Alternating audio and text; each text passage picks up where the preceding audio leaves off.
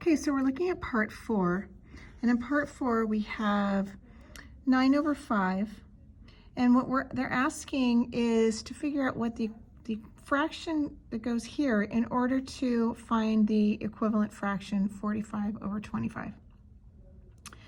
All right, so to do that, we have to figure out what 9 times what goes into is 45. 5 times what is 25, right? Because these parentheses mean multiplication. So I came over here and I wrote it on my piece of paper and I put 9 over 5 and then 45 over 25. And I have the parentheses, which is multiplication. So really what it's asking is, so we got 9 times what is 45? See that? So we're starting from the top, doing the numerator. 9 times what is 45? All right, so which also is division, isn't it? Because even though it shows like it's a multiplication, really this is a division problem because we do not know what this one is. So if I write it as a division problem, just for visual sake, and these are all pretty simple, you can do it in your head, but how many times does 9 go into 45? And I happen to know that it is 5 because 9 times 5 is 45.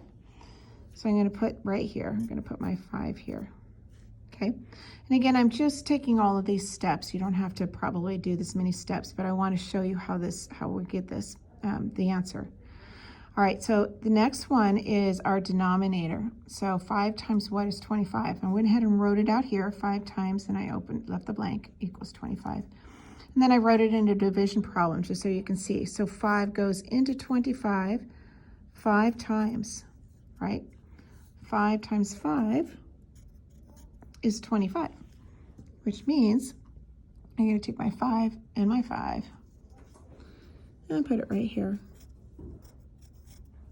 Okay, so in the lessons that we did before, remember how I said that when the top number and the bottom number are the same, that fraction equals 1.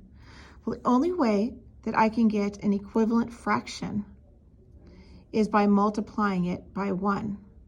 But we have to figure out, what this number is. So 9 times 5 equals 45. 5 times 5 equals 25.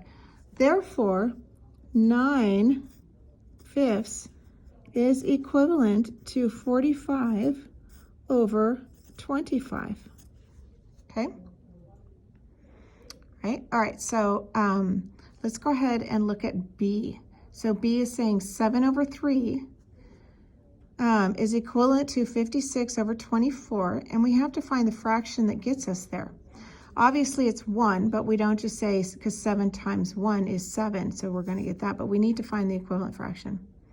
So what we're going to do is, I wrote it over here, 7 times what equals 56? And I'm going to go ahead and write it here. So I'm going to do 7, just so you can see what the division, because remember, fractions are only division problems, right?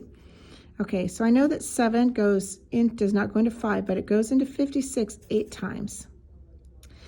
And so I'm going to put my 8 over here. 7 times 8 equals 56.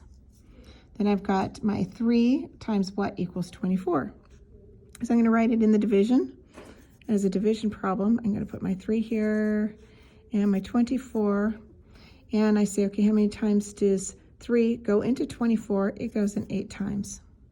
I'm going to move over here, 8 times, right? Because 3 times 8 equals 24. All right, so I'm going to take both my 8s and I'm going to put them right in here, plug them in there. All right, so the fraction, in order to get this equivalent fraction, is 8 over 8.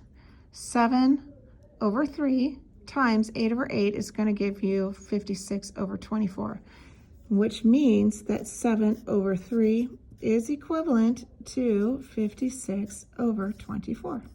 Okay, I want you guys to go ahead and do C and D, and then we'll talk about those in our discussion.